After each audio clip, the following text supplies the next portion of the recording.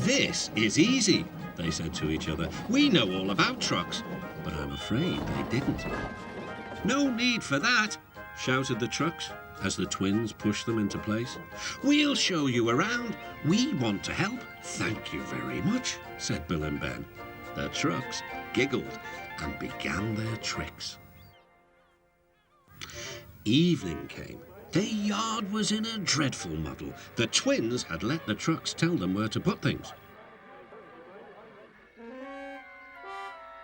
Gordon and the passengers waited impatiently outside the station while Bill and Ben tried to sort things out.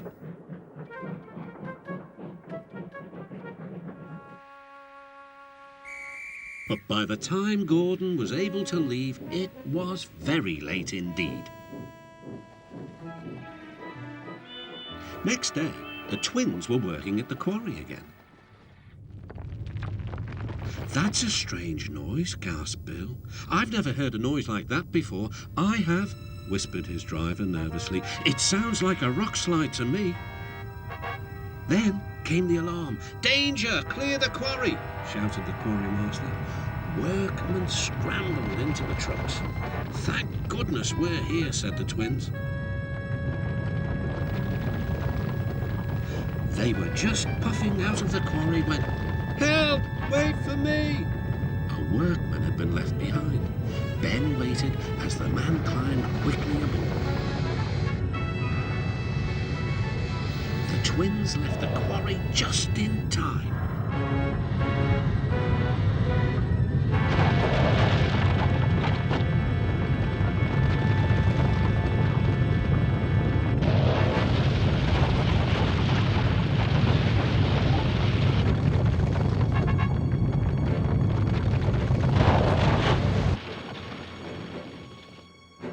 Everyone was safe, but rubble lay all around. "Oh dear," said Bill, "this wasn't our fault. I hope the Fat Controller will understand." And indeed he did. The next day he arrived with Edward. "Bill and Ben, you still have a lot to learn about trucks, don't you? But you acted quickly and bravely in an emergency. So, 3 cheers for Bill and Ben, our heroes. Hip hip, hooray, hooray, hooray." "Oh, thank you, sir," said Bill. "Being called heroes, well, it's a really nice surprise," laughed Ben. "Really reliable. That's me," panted James proudly. "Pity the same can't be said for Percy. Peep, peep, goodbye." "What was that about?" gasped Annie and Clarabelle. "That was trouble. Trouble for James. Just wait and see." Percy was back in the yard and busy shunting. He had the trucks in good order and was making up for lost time. But the station master had bad news. "What's happened?" asked Percy's driver. "James's brakes have jammed. We need Percy's help right away." Percy quickly set off to the rescue. He found James stuck on the line and looking glum. Percy couldn't help laughing. "Got yourself in a jam, eh, James? What you might call a sticky situation." "Be quiet," said James. "It's not funny having jam brakes." "And not very reliable either," teased Percy. "I am surprised you let it happen, James. Nothing should stop us engines." "That's enough, Percy," said his driver. "Can you push these trucks?" "Of course I can," whistled Percy. "There's no time to lose. James has done too much of that already." James angrily hissed steam as Percy was coupled to the trucks. "Off we go," said Percy. "I'll have to go fast to get there in time. These big engines are so unreliable." "Be careful, Percy," called his driver, but Percy was in a hurry.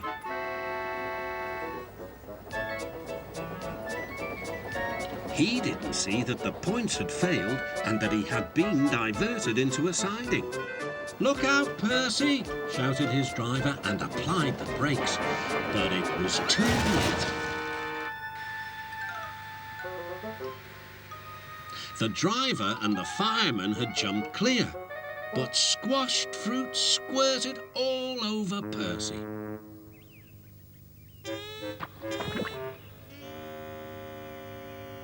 The Fat Controller arrived. Percy, you are not to blame for the points failure, but I do not run a jam factory. Yes, sir. No, sir. And Percy squelched sadly away. That night, the shed was silent. James and Percy felt very sorry for themselves. At last, Thomas spoke. You know, he said to no engine in particular, there's more than one way to get jammed. We all learned that today. Still there was silence. What's more, continued Thomas, we also learned that sometimes when engines help each other out of a jam, things can still go wrong.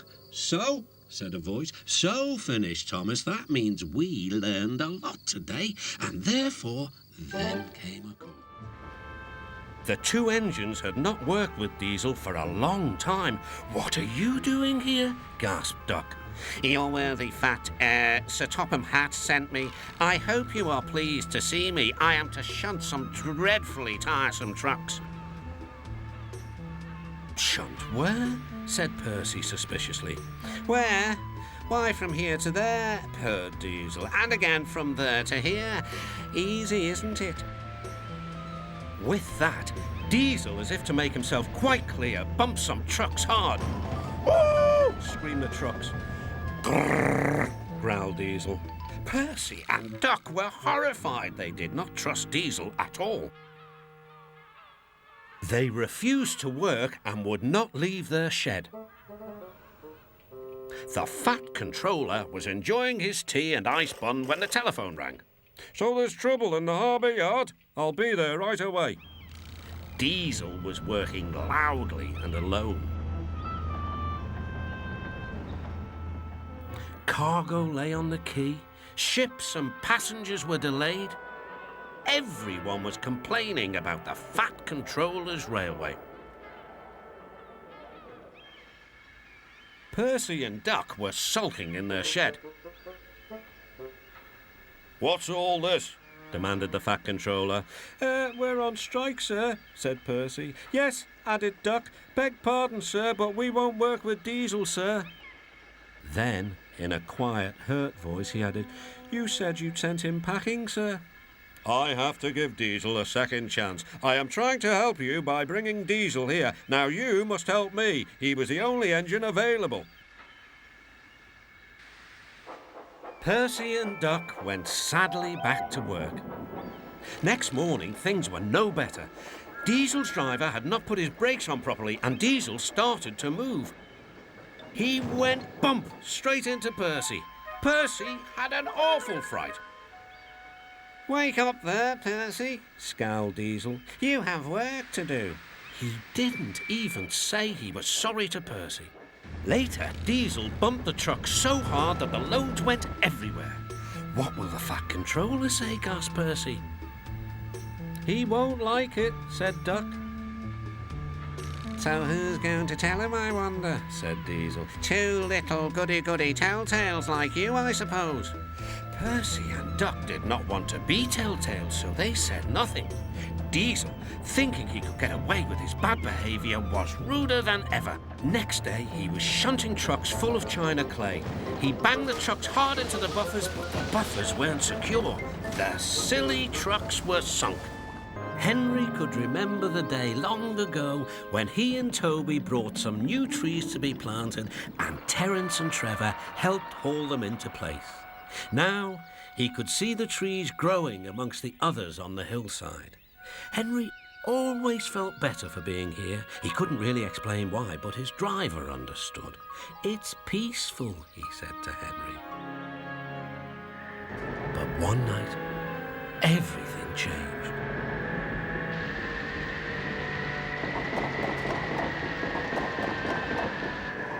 The engines were resting in the shed. Listen, said Thomas. Can you hear a strange whistling sound? It's the wind blowing outside our shed, replied Toby, but I've never heard it like this before. Do you know, added James, if Gordon wasn't here now, I'd say it was him thundering by with the express. All the engines laughed, except Henry. I hope the wind won't harm the forest. By morning, the fierce winds had gone, but the damage was done. Henry's driver came to see him in the yard. Trees have fallen on the line. We must help clear the tracks. Donald set off with the breakdown train, and Henry followed. Trees lay everywhere. The hillside now looked so bare. Henry felt sad. What will happen to all the animals who live here, he thought. When Henry's flat trucks were full of logs, he took them to the timber mill, where they would be turned into furniture and other things. Henry was glad the wood was being put to good use, but he was still sorry to lose part of his forest. Hello, Toby, said the Fat Controller. You do look glum. I'm sad about the trees, said Toby, and so is Henry. The forest is a special place to him. Now some of it is gone. We'll soon put that right. I have an important job for you, Toby. I would like you to take some trucks to the forest. When the trucks arrived, Toby was delighted. They were full of splendid young trees, all ready for planting. Now Henry can see the trees growing strong and tall, and the animals are coming back. At the next station was a sign.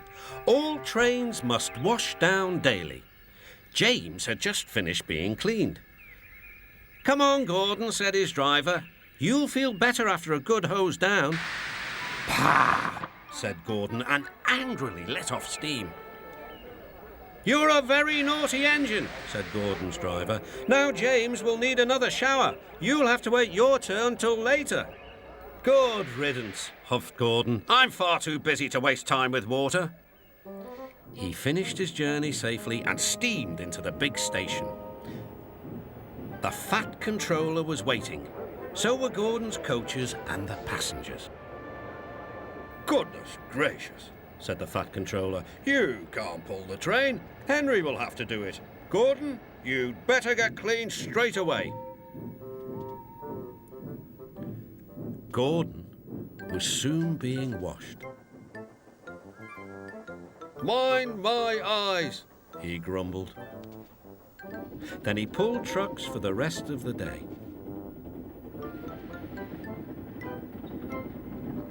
He bumped them hard. That's for you, and you, and you. Trucks will be trucks, said James. They won't with me, snorted Gordon. I'll teach them. James got ready to take the express when Gordon returned. Be careful, warned Gordon. The hills are slippery and you may need help. I don't need help on hills, replied James huffily. Gordon thinks he knows everything.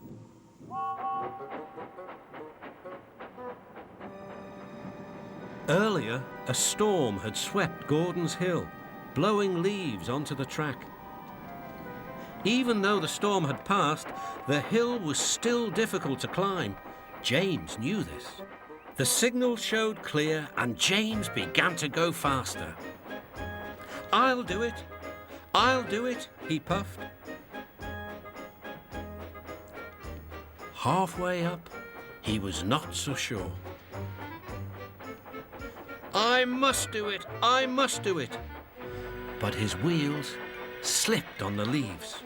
He couldn't pull the train at all. Help! Help! Whistled James. His wheels were turning forward, but the heavy coaches pulled him backwards. The whole train started slipping down the hill. His driver shut off steam and put on the brakes. Then carefully, he stopped the train. Gordon saw everything. Ah, well, we live and learn. Never mind, little James, I'm going to push behind. Later, he was still boasting. I'm the pride of the line. I saw you pulling trucks today. You're only a goods engine, snorted Gordon. James was furious. I pull coaches too. Not as much as I do, grunted Gordon. The Fat Controller has plans for me. James was only making this up, but Gordon believed him. What plans? Wait and see. Oh dear, thought James, now what'll I do? Thomas was shunting shining new coaches. Good morning, James. Are those coaches for me? Asked James hopefully. No, these are for Gordon's Express. I'll fetch your trucks next. But James was going to play a trick on the other engines. Actually, Thomas, I'm taking the coaches. The Fat Controller asked me to tell you. What about the trucks? Give them to Gordon. Come on, Thomas, said his driver. Orders are orders. So when James's driver returned, James was coupled to the coaches and he puffed away. Thomas returned with the trucks. A few minutes later, Gordon arrived. Where's the express? Thomas told him about James, and so here are your trucks. Gordon was very cross, and so was his driver. Wait till the Fat Controller hears about this. Meanwhile, James was enjoying himself enormously. What a clever plan, what a clever plan, he chuffed. Then he saw the Fat Controller. Some jokes are funny, but not this one, James. You have caused confusion. Yes, sir, said James. You will stay in your shed until you are wanted. The other engines teased James. I wonder who'll be pulling the express today, said Gordon. I expect it'll be you, replied Henry. James is stuck in the shed for being silly. James felt sad. Next morning, he went back to work. Hello, whistled Thomas. Good to see you out and about again. I'm sorry I tricked you, said James. Are these my trucks? Yes, replied Thomas kindly. They are pleased to have you back. James puffed into the harbour with his goods train of trucks. One night, Percy was waiting at the junction. The main line train was late. At last, Henry arrived.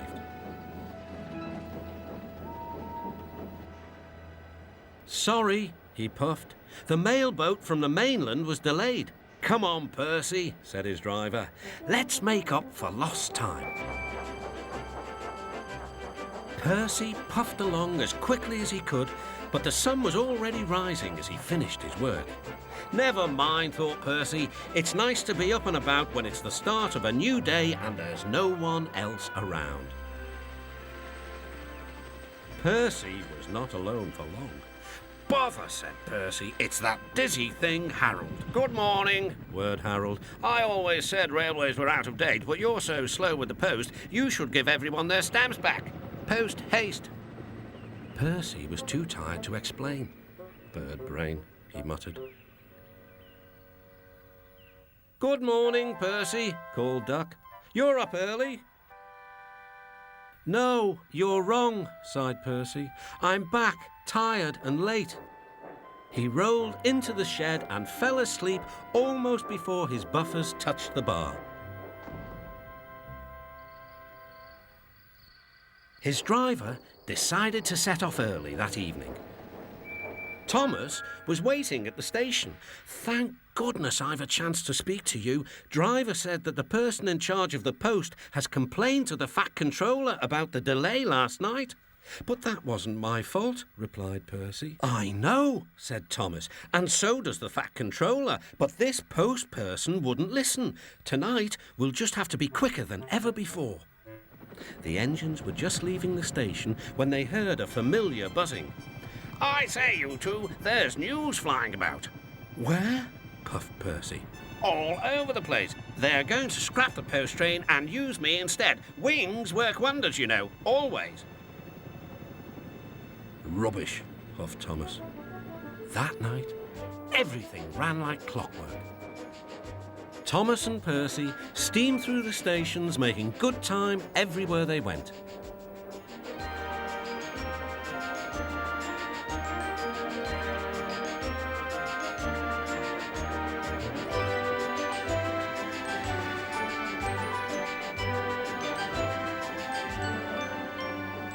At a station, Thomas noticed a man looking cold and worried.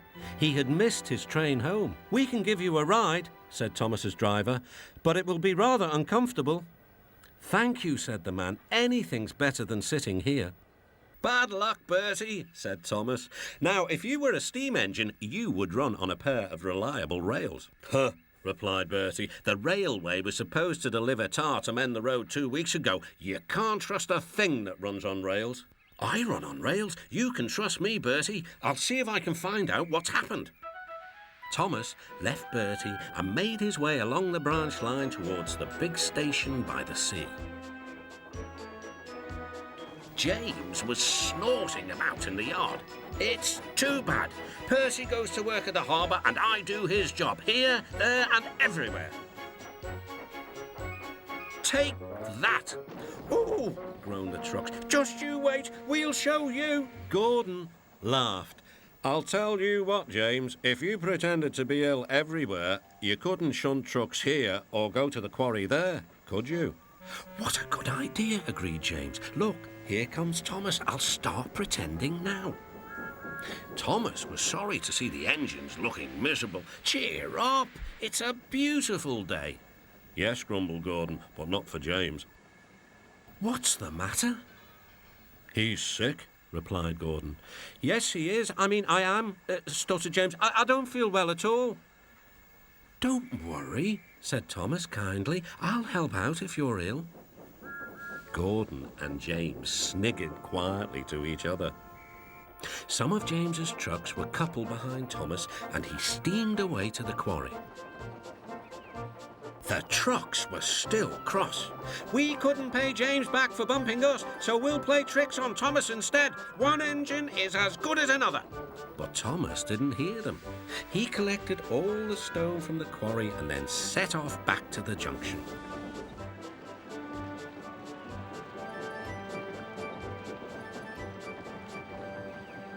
Danger lay ahead. Now for our plan, giggled the trucks. Go faster, go faster. Slow down, called Thomas's driver and applied the brakes.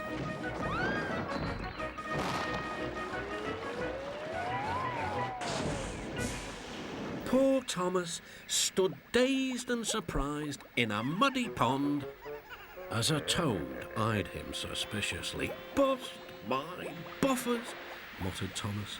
The day started so well, too. Duck pulled away the trucks, and Edward helped Thomas back to the junction. Suddenly, Thomas remembered about the missing tar. He told Edward all about it. That's strange, said Edward. A truck full of tar has been left at my station. That must be it. Driver will make sure it gets to Bertie now.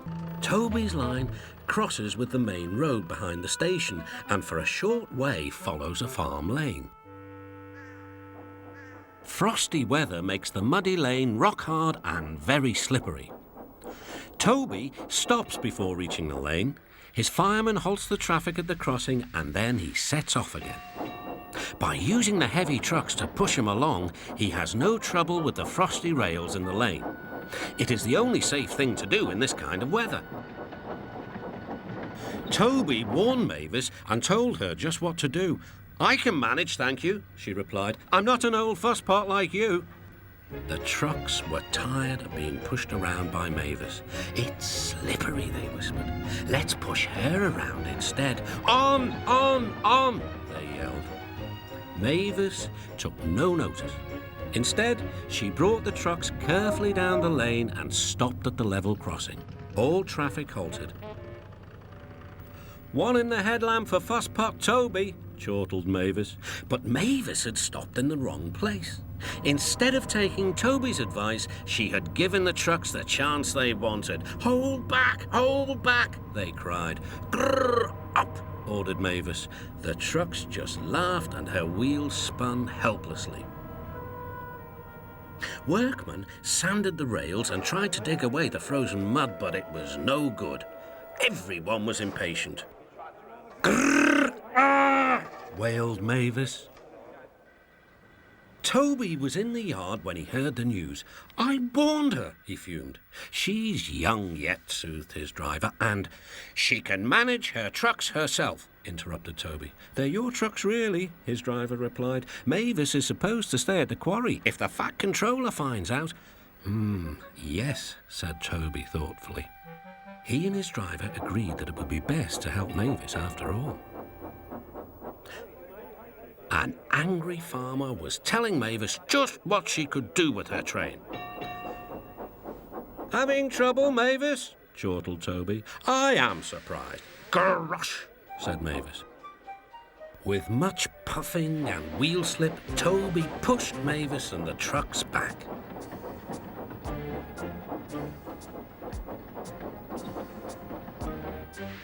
The hard work made his fire burn fiercely, and his firemen spread hot cinders to melt the frozen mud.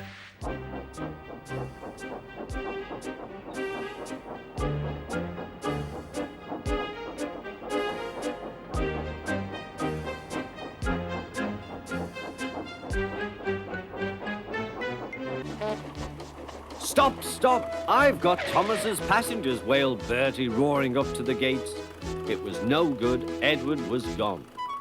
Bother, said Bertie. Bother Thomas's fireman not coming to work today. Why did I promise to help the passengers catch the train? That will do, Bertie, said his driver. A promise is a promise, and we must keep it.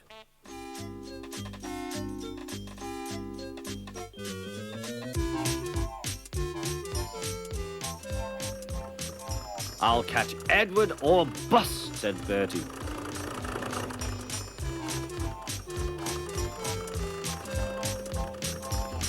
Oh, my gears and axles, he groaned, toiling up the hill. I'll never be the same bus again. Hooray, hooray, I see him, cheered Bertie as he reached the top. Oh, no, Edward's at the station. No, he stopped at a crossing. Hooray, hooray! Bertie tore down the hill. Well done, Bertie, shouted his passengers. Go it! Bertie skidded into the yard. Wait, wait, cried Bertie. He was just in time to see Edward puff away. I'm sorry, said Bertie. Never mind, said the passengers. After him quickly. Third time lucky, you know. Do you think we'll catch him at the next station, driver? There's a good chance, replied the driver. Our road keeps close to the line and we can climb hills better than Edward. I'll just make sure. He spoke to the station master. Bertie and the passengers waited impatiently. Yes, we'll do it this time, said the driver. Hooray, called the passengers, as Bertie chased after Edward once more.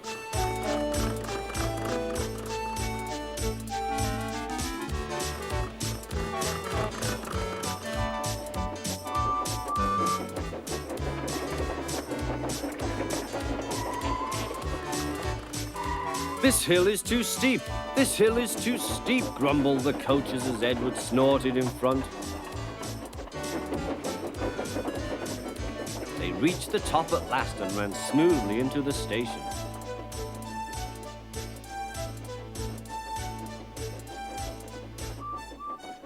Peep, peep, whistled Edward. Get in quickly, please. The guard blew the whistle and Edward's driver looked back. But the flag didn't wave. Then he heard Bertie.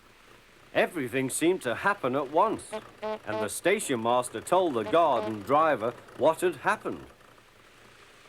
I'm sorry about the chase, Bertie, said Edward. My fault, replied Bertie. The new engine arrived. What's your name? Asked the Fat Controller. Montague, sir, but I'm usually called Duck. They say I waddle. I don't really, sir, but I like Duck better than Montague. Good. Duck it shall be. Here, Percy, show Duck round. The two engines went off together. Soon they were very busy. James, Gordon and Henry watched Duck quietly doing his work. He seems a simple sort of engine. We'll have some fun and order him about.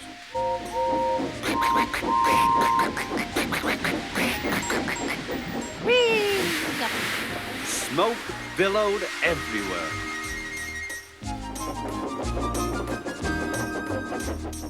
Percy was cross.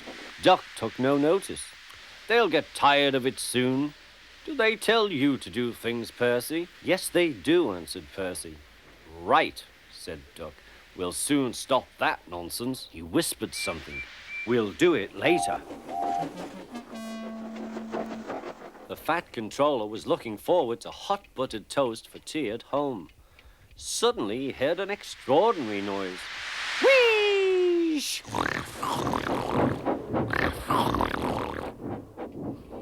Bother, he said, and hurried to the yard. Duck and Percy calmly sat on the points outside the shed, refusing to let the engines in. Gordon, James, and Henry were furious. Stop that noise, bellowed the fat controller. They won't let us in, hissed Gordon.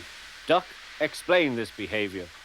Beg pardon, sir, but I'm a Great Western engine. We do our work without fuss. But begging your pardon, sir, Percy and I would be glad if you would inform these engines that we only take orders from you. Silence! Snapped the fat controller. Percy and Duck, I am pleased with your work today, but not with your behavior tonight. You have caused a disturbance. Gordon, Henry, and James sniggered. As for you, thundered the fat controller, you've been worse. You made the disturbance. Duck is quite right. This is my railway, and I give the orders. After Percy went away, Duck was left to manage alone. He did so, easily. A long stretch of line lay ahead. In the distance was a bridge. It seemed to Gordon that there was something on the bridge. His driver thought so too. Whoa, Gordon, he said, and shut off steam. Oh, said Gordon, it's only a cow. Shoo! Shoo! He moved slowly onto the bridge, but the cow wouldn't shoo. She had lost her calf and felt lonely. Moo, she said sadly. Everyone tried to send her away, but she wouldn't go. Henry arrived.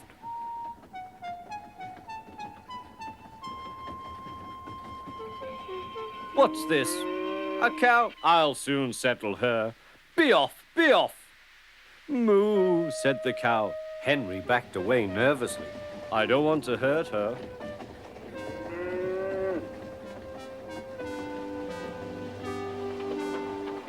At the next station, Henry's guard told them about the cow and warned the signalman that the line was blocked. That must be Bluebell, said the porter. Her calf is here, ready to go to market. Percy will take it along.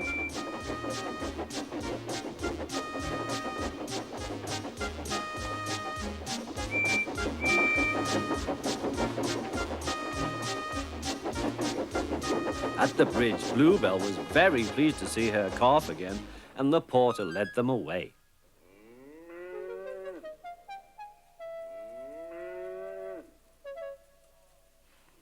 Not a word. Keep it dark, whispered Gordon and Henry to each other. They felt rather silly, but the story soon spread.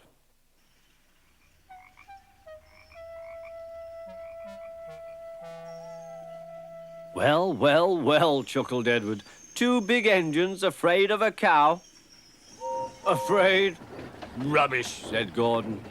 We didn't want the poor thing to hurt herself by running up against us. We stopped so as not to excite her. You see what I mean, my dear Edward? Yes, Gordon, said Edward. Gordon felt somehow that Edward saw only too well.